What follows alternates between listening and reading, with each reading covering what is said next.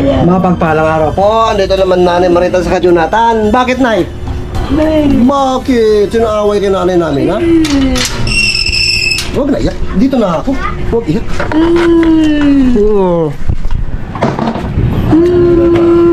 Ay, sus. Hanggang kaya? Ha? Linggo? Ano? Linggo ba kayo? Lunes, Martes, yata. Napanood ko yung ano mo, ha? Oo. Video mo dito, dito ko. Napanood ko yung video mo. Yung pangalawa? Ah. O, sinadya ko yun. Bakit? Natakot na ako. Ba't ka natakot? Pinanood mo yung video ni Inday Okray, yung pinindot mo yung tatlong palabas niya na video na live niya. Yung pangalawang video, doon ako, yung una hindi, kay Kuya yun. Yung pangalawa, nag-live siya, sabi natin Jenny, nakita ko, pinanood sa akin. Kakasuhan niya raw ako. Tapos, kakasuhan niya raw ako.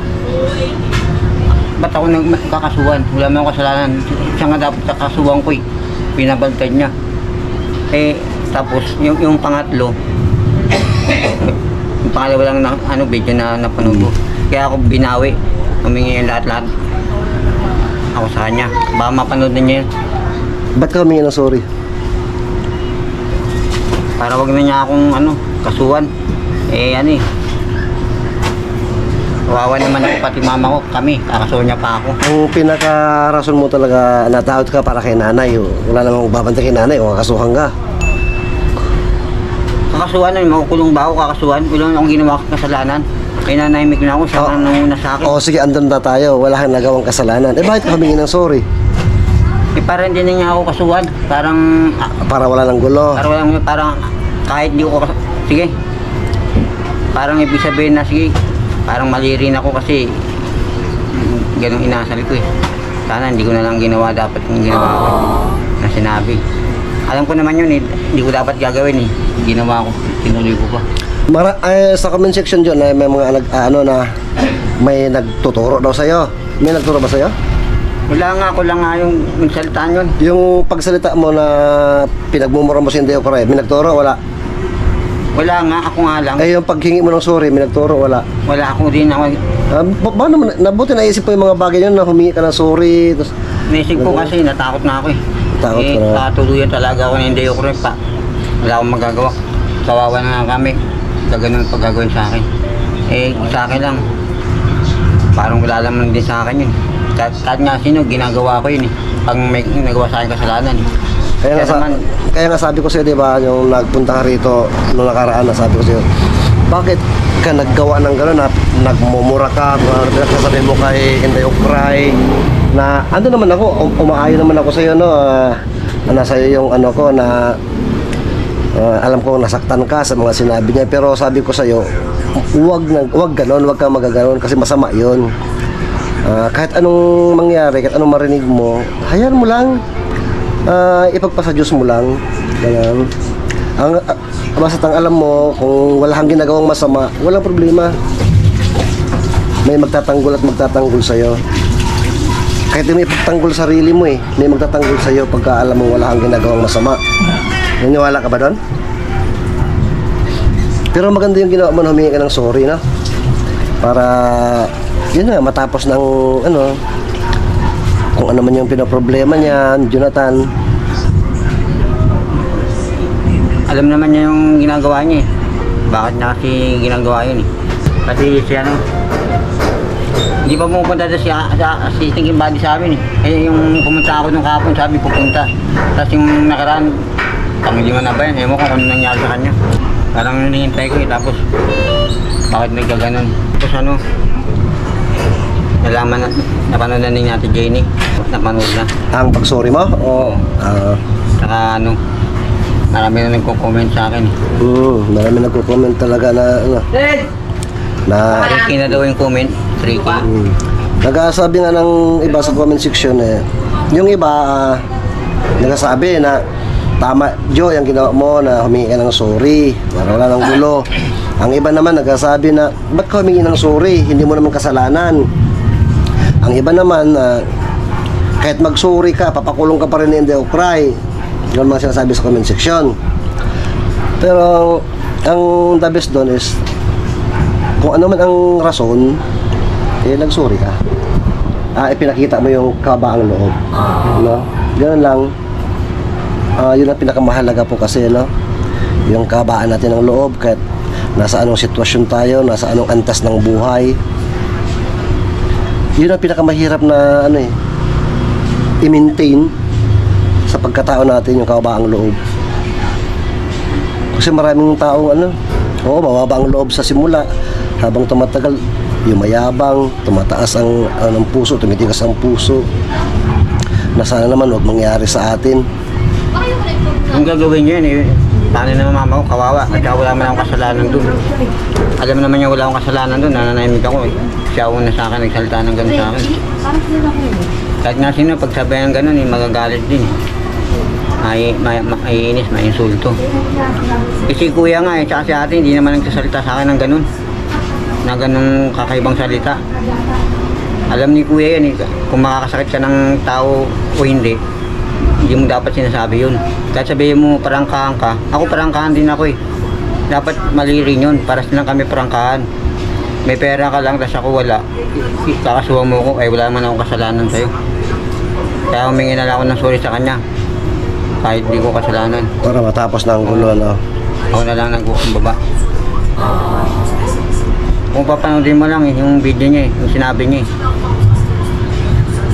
Ako wala man akong sinabi sa kanya una Alam nga ni Kuya yan Pag napanood nga ni Kuya yan malalaman niya kung sinong tama sa amin. Napanood din ata ni Kuya nga niya. Tagal na siguro napanood. Bala ko nga pumunta ron para ewan ko kung ano din sabi sa akin ni Kuya. Pwede naman, pwede pumunta kina Kuya para tanongin mo kung anong niya, no? Kasi kakilala niya yun Reactor niya, reactor. Para humingi na ako ng dun. Humingi ka ng payo, gano'n. Kung anong masabi, may papayo sa'yo.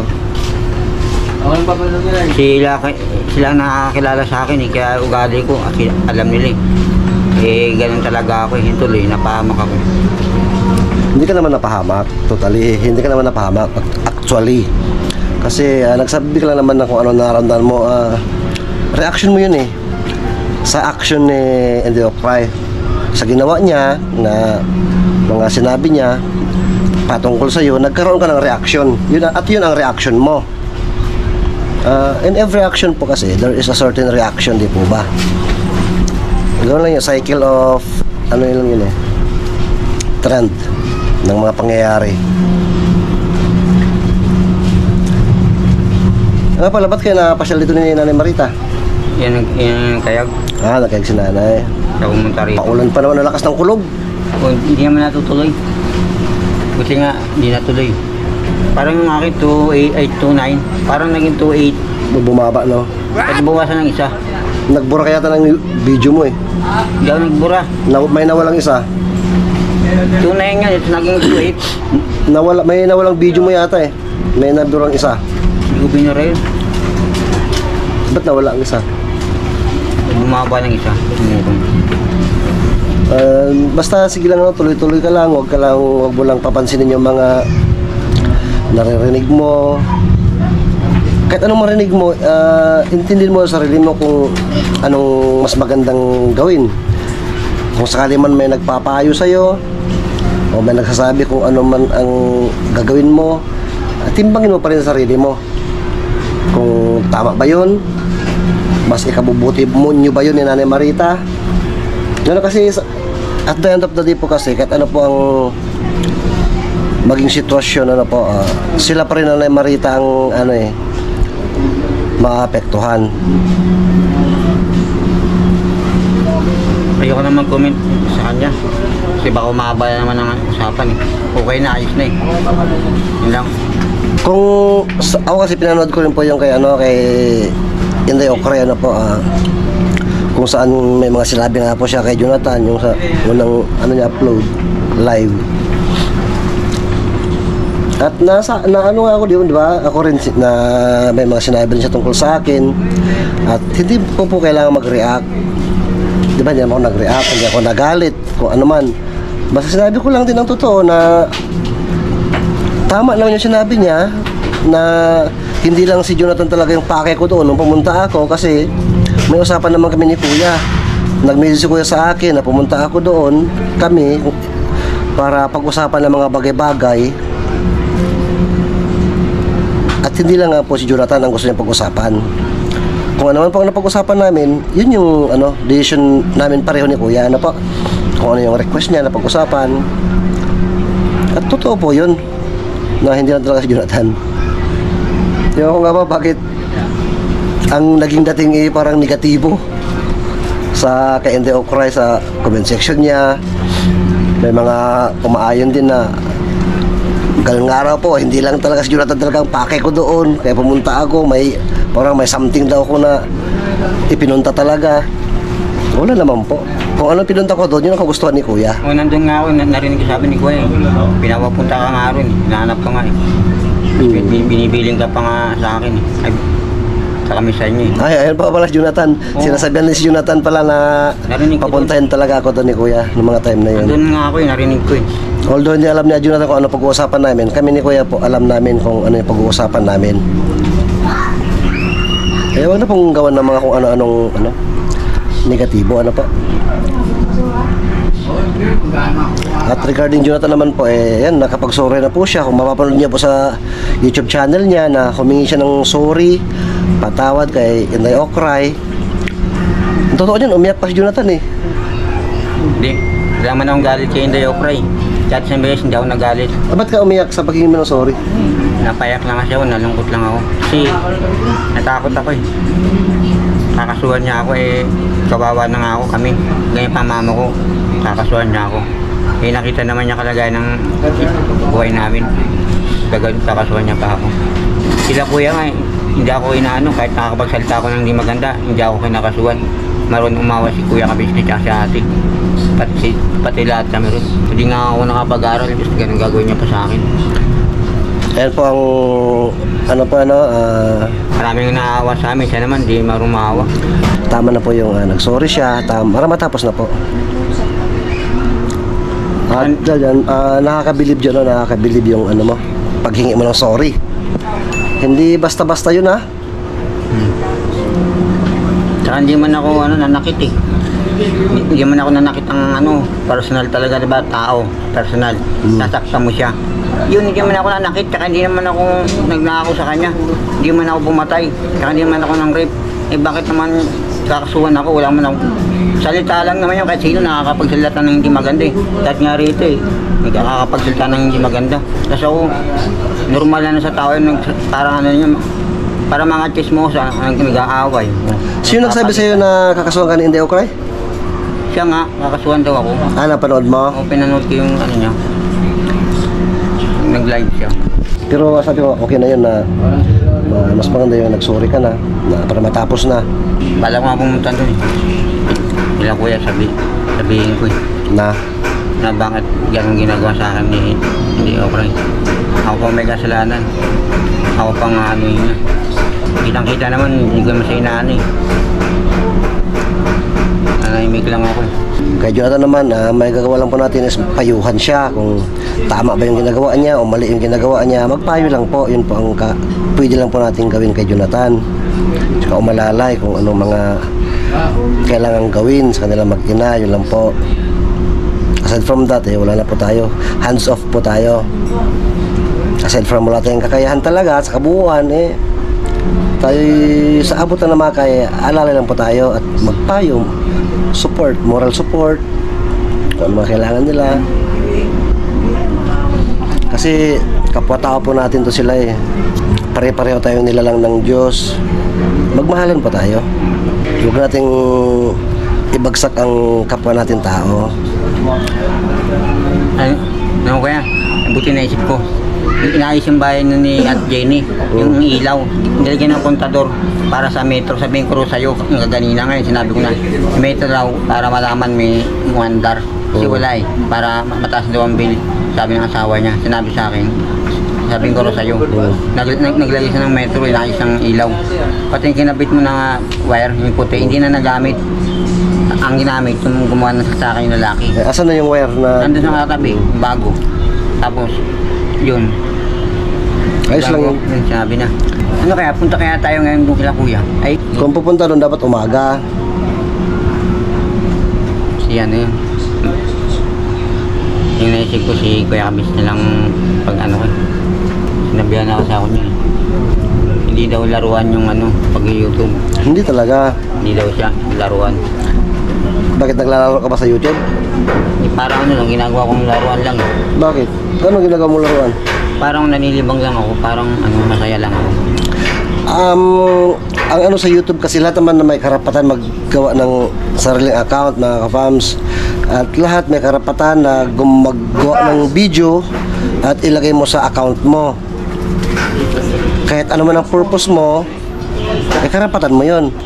Kahit pansarili mo lang, walang problema doon, pansarili. Basta may mga, yung memories mo, yung mga files na mga pangyayari sa buhay mo, nasa personal account mo, karapatan ng bawat isa yon. Depende na lang sa, sa mga pangyayari kung, halimbawa, tulad kay Jonathan. On the first place kasi, yung kay Jonathan, naglilibang po siya. Masaya sa pag-video at pag-upload sa YouTube sa mga pangyayari sa kanila nanay Marita. Aside from that, kung luluobin naman po ng Diyos, mamumonetize, magkakaroon po sila ng revenue na tinatawag. Hindi po yung kalakihan. Pero being YouTuber po, kailangan responsable po tayo. Kaya nga po pinagpapayan natin si Jonathan kung ano lang dapat niyang gawin at pwedeng gawin sa YouTube. Kaya nga diba sinasabi namin sa iyo na ang gawin mo lang, yung ibibideo mo, halimbawa, yung pagpapakain kay nanay, paglalaba, mga ganon, paglilinis ng bahay. May narinig nga ako yung mga ano, 30,000 ba yun? Ano yun? Ano yun? Subscriber ba yun? Subscriber? Oo, 30,000 ba yun? Bakit? May nakita kasi ako eh. Naka 30,000 isa.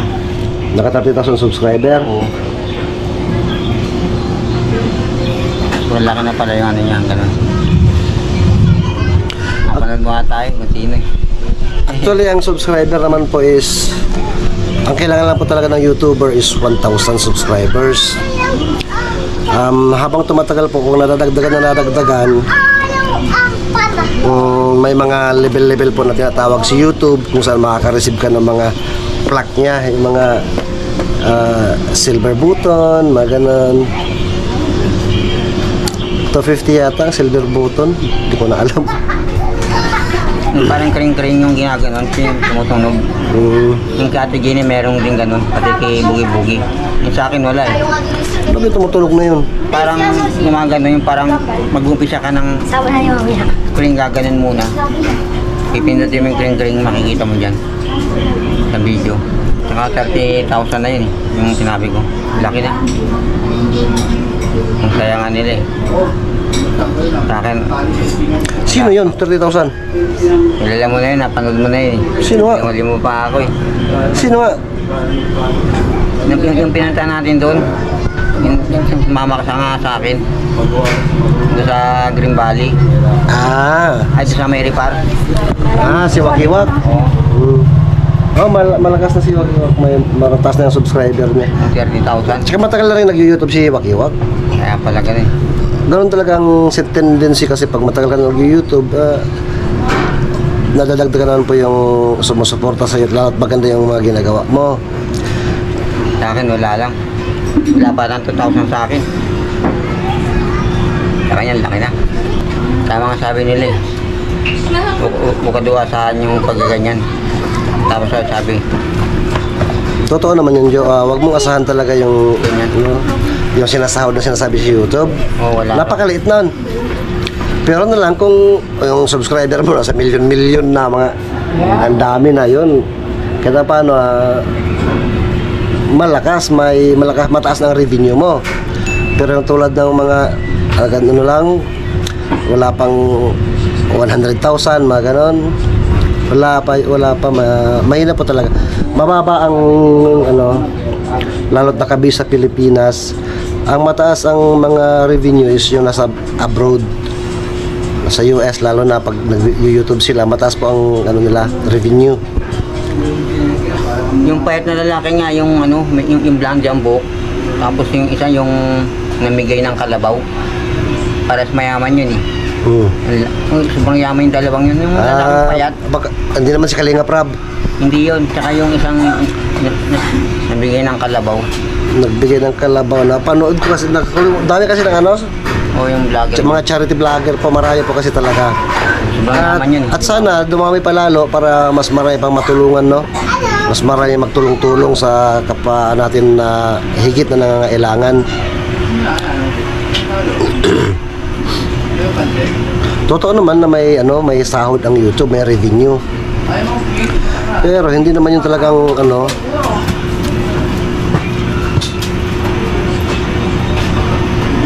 tulad po sa amin.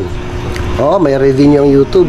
Magkano na naman po ang sinasahod namin dyan kumpara sa maliit na bagay na may bigyan natin ng kasiyahan ng kapwa-tao natin.